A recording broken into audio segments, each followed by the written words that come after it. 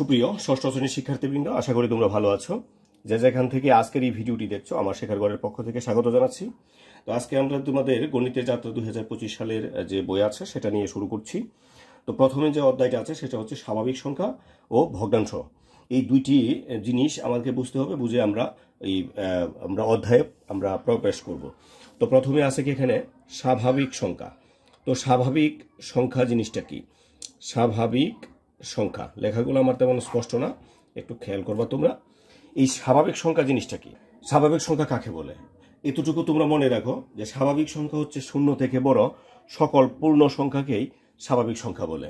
শূন্য থেকে বড়, শূন্য না কিন্তু, ঠিক আছে? শূন্য থেকে বড় সকল পূর্ণ সংখ্যাকেই স্বাভাবিক সংখ্যা বলে। যেমন আমরা এখানে লিখতেছি 1, 2, 3, এইভাবে পৃথিবীতে যত সংখ্যা আবিষ্কার হয়েছে সবই হচ্ছে স্বাভাবিক সংখ্যা। তো স্বাভাবিক সংখ্যাকে আমরা ইংরেজিতে এটাকে বলি আমরা ন্যাচারাল নাম্বার, ঠিক আছে? ন্যাচারাল নাম্বার, এটাকে আমরা এই ন্যাচারালের এন দ্বারা প্রকাশ করি। যখন এন দ্বারা কোনো সংখ্যা থাকবে সেটাকে তোমরা বুঝে নিবা যে এটা স্বাভাবিক সংখ্যা। তাহলে স্বাভাবিক সংখ্যা আমাদের জীবনে কেন প্রয়োজন? স্বাভাবিক সংখ্যা হচ্ছে আমাদের জীবনে আমাদের যে প্রাথমিক যেভাবে শুরু হয়েছিল যে সংখ্যাটা লিখে প্রকাশ করার জন্য, এই সংখ্যাটাকে আমরা বাস্তবিক জীবনে কাজে লাগানোর জন্য বিভিন্ন হিসাব নিকাশ করার জন্য মূলত আমাদের এই স্বাভাবিক সংখ্যা যেটা সেটা আমাদের প্রচলন ঘটেছে। তো প্রাচীনকালে মানুষ বিভিন্ন বস্তু বা জিনিস এগুলো নিয়ে গণনা দিয়ে যেসব সংখ্যা সৃষ্টি করেছিল তাদেরকে গণনাকারী বা স্বাভাবিক বা প্রাকৃতিক সংখ্যা বলা হয়। প্রাচীনকালে কিন্তু আর এত ছিল না, ভেঙে তারপর বিভিন্নভাবে মাপঝুঁকের ছিল না। তারা ন্যাচারাল শুধু গণনা করতো যে 1, 2, 3 এভাবে জয়টা রাখার ততটা। তো এটাই মূলত হচ্ছে স্বাভাবিক সংখ্যা। তো তোমাকে যদি কেউ প্রশ্ন করে স্বাভাবিক সংখ্যা কি, তাহলে উত্তরটা অবশ্যই তুমি এভাবে দিতে পারবা যে স্বাভাবিক সংখ্যা হচ্ছে শূন্য থেকে বড় সকল পূর্ণ সংখ্যাই হচ্ছে স্বাভাবিক সংখ্যা। এখন স্বাভাবিক সংখ্যা কত পর্যন্ত শেষ হয়েছে সেটা কিন্তু আমরা জানি না। সেটা হচ্ছে কি যে ডট ডট দেওয়া আছে, তার মানে এটা চলমান একটা প্রক্রিয়া। এটা কত পর্যন্ত আছে এটা আমরা এটা শেষ নাই। যত পর্যন্ত তুমি লিখতে পারো তত পর্যন্তই তোমার স্বাভাবিক সংখ্যা। এটা গেল আমাদের স্বাভাবিক সংখ্যা। এখন ভগ্নাংশটা কি? ভগ্নাংশটা যখন আমাদের হিসাব নিকাশের গতি বেড়েছে, বিভিন্ন ক্ষেত্রে পূর্ণ সংখ্যা দিয়ে সমাধান হচ্ছে না, তখন সেটাকে একটা নির্দিষ্টভাবে ভেঙে ক্ষুদ্র ক্ষুদ্র আকারে প্রকাশ করাটাই হচ্ছে ভগ্নাংশ। তো এই ভগ্নাংশ নিয়ে আমি পরবর্তীতে কথা বলবো। আজকে শুধু আমরা এটুকু শিখবো যে স্বাভাবিক সংখ্যা কি আর হচ্ছে অঙ্কপাতনটা কি, অঙ্কপাতন আমরা কিভাবে শুরু করতে পারি, ঠিক আছে? তো তারপর যদি সময় পাই আমরা দেশীয় যে সংখ্যা পঠন রীতি আছে, এই দেশীয় সংখ্যা পঠন রীতিতে আমরা কথা বলবো। তারপর আমাদের আন্তর্জাতিক গণনা পদ্ধতি যদি সম্ভব হয় এই ভিডিওতে কথা বলবো, আর নতুবা আমরা পরে নেক্সট ভিডিওতে আমরা নিয়ে আসবো, কারণ আমি চাচ্ছি তোমাদেরকে খুব অল্প অল্প করে বোঝানোর জন্য। আচ্ছা, যাই হোক, এখন স্বাভাবিক সংখ্যা আমরা বুঝতে পারলাম। তাহলে স্বাভাবিক সংখ্যা হচ্ছে এগুলো। তো আমরা যখন একবারে প্রাথমিক লেভেলে আমরা শিখেছিলাম অঙ্ক জিনিসটা কি, আমি একটু পিছনে যাচ্ছি কারণ অঙ্ক পাতনটা আমাকে বুঝতে হবে। এই অঙ্ক জিনিসটা কি? এই অঙ্ক জিনিসটা হচ্ছে অঙ্ক আমরা মূলত যে বইটা আছে, বইটা আমরা বলি অঙ্ক বই, তাই না? কিন্তু বাস্তবিক পক্ষে এটার উপর লেখা আছে কিন্তু গণিত বই, তাই না? তো এখানে অঙ্ক বই, অঙ্ক জিনিসটা হচ্ছে আমি যদি বলি যে আমার হাতে একটি ফুল আছে, এই ফুল আমি লিখতে পারলাম, আমরা কি দিয়ে লিখতে পারলাম? এগুলো বর্ণ দিয়ে লিখতে পারলাম, তাই না? কিন্তু এই এককে প্রকাশ করার জন্য আমরা যে চিহ্নটা ব্যবহার করছি এটাই হচ্ছে আমরা অঙ্ক, ঠিক আছে? তাইলে আমরা কোনো পরিমাণকে, কোনো সংখ্যাকে, কোনো ওই ধরনের কিছুকে যখন আমরা যে প্রতীক বা চিহ্নের সাহায্যে আমরা প্রকাশ করি সেটাই হচ্ছে মূলত অঙ্ক। আমাদের অঙ্ক কয়টি? আমাদের অঙ্ক হচ্ছে 10টি। 0, 1, 2, 3, 4, 5, 6, 7, 8 এবং 9, এগুলা হচ্ছে অঙ্ক। এগুলো দিয়ে বিশ্বের এমন কোনো গণনা নাই যা করা যাবে না। কিন্তু সমস্যাটা হচ্ছে এইটা আমরা কখন অঙ্ক বলবো আর কখন সংখ্যা বলবো? হ্যাঁ, প্রত্যেকটা অঙ্কই কিন্তু এক একটা সংখ্যা, কিন্তু সকল সংখ্যাই কিন্তু অঙ্ক না। এই বিষয়টা একটু তোমাদেরকে আমি বোঝাই। এখানে আমি কত লিখলাম? এখানে লিখলাম হচ্ছে একক দশক, 1, 10, 2, 12। তো 1, 10, 2, 12, সেই 12 হচ্ছে একটা সংখ্যা।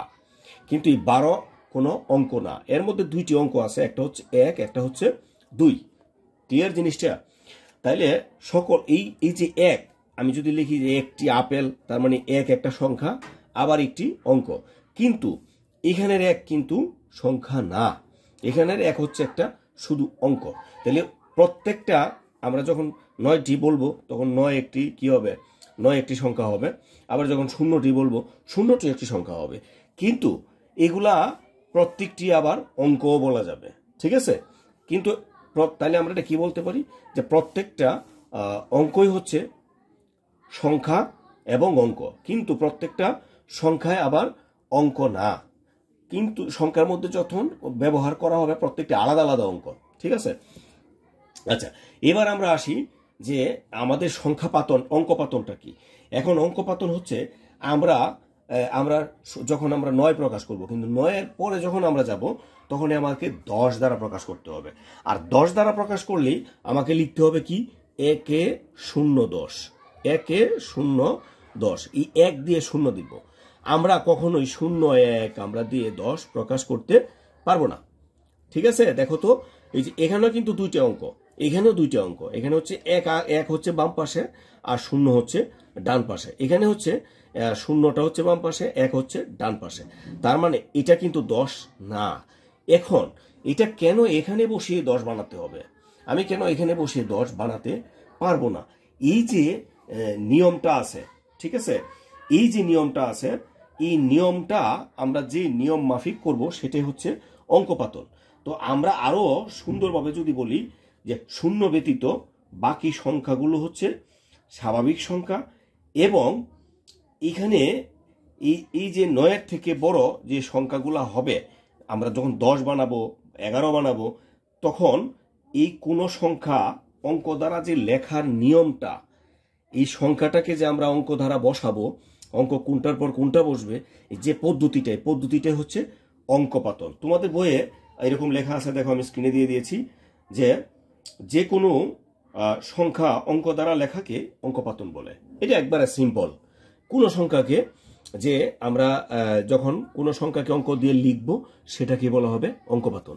তাহলে আমরা যদি আর একটু গভীরে যাই, এখানে কত লিখলাম, 12, এখানে 1 আছে 2 আছে, আমি এরকম ভাবে লিখলাম, এটা কিন্তু 12 হবে না, এটা হবে কি, এটা হবে 21। এখন কেন 21 হবে? কারণ আমাদের পাটিগণিতে একটা নিয়ম আছে, সেটা আমরা জানি, স্থানীয় মান যখন আমরা পড়ছিলাম, একক, তারপর কি এখানে দশক, তারপর শতক, তারপর হাজার, বা এটাকে আমরা সহস্র বলি, সহস্র, তারপর হচ্ছে অযুত, এই সহস্র আর অযুত মিলে হচ্ছে হাজার, তারপর আছে কি নিযুত, লক্ষ। এখন এই যে আমি যখন শতক বলবো, কত শত বলবো, আমি যদি বলি 500, তাহলে শতর গড়ে 5 থাকবে। আমি যদি বলি 1, তার মানে এককের গড়ে 1 থাকবে। তাহলে এই ঘরে কিছু নাই, এই ঘরে 0 দিতে হবে। এটা হবে 501, একক, দশক, শতক। এই যে নিয়মটা আমি বসালাম, এই নিয়মটাই হচ্ছে অঙ্কপাতন, যে আমি কিভাবে বসাবো। এখন যদি বলি আমি 10,000, তাহলে হাজারের ঘরে কত হবে, 10 হবে। 10,231, 31 বলতে 3 10 1 31, এই যে 10-এর ঘরে 3 বসবে, 1-এর ঘরে। এই যে অঙ্কটা, এটাই হচ্ছে আমি যে নিয়মে বসালাম, এই নিয়মে বসাতে হবে। আমি এক নিয়মে বসালাম, বিশ্বের আর এক প্রান্তের মানুষ অন্য নিয়মে বসালো না, এটা হবে না। একই নিয়মে বসবে, এটাকেই যে পদ্ধতিতে বসবে, এই পদ্ধতিটাকে বলবো আমরা অঙ্কপাতন, ঠিক আছে? আর আমাদের যে এই পাটিগণিতে আমাদের যে দেশীয় রীতি আছে, এই দেশীয় রীতিতে আমাদের যে সংখ্যা পাতনটা বলি, সেটা হচ্ছে 10 ভিত্তিক সংখ্যা পাতন। তো 10 ভিত্তিক কিভাবে, মানে 10-এর পরে পরেই চেঞ্জ হয়, 10-এর পর চেঞ্জ হয়ে যায়। যেমন আমরা যদি 20 মানে 9 থেকে মানে 10 থেকে 19 পর্যন্ত দেখি, আমরা 10 11 12 13 14 15 16 17 18 19, এই 19 পর্যন্ত যাওয়ার পর এটা কিন্তু 10 থেকে 19 পর্যন্ত সবগুলার কিন্তু বাম পাশে 1 ছিল। যখন আমি 20 থেকে 29 পর্যন্ত যাব, এই 10টা আবার বাম পাশে হবে 2।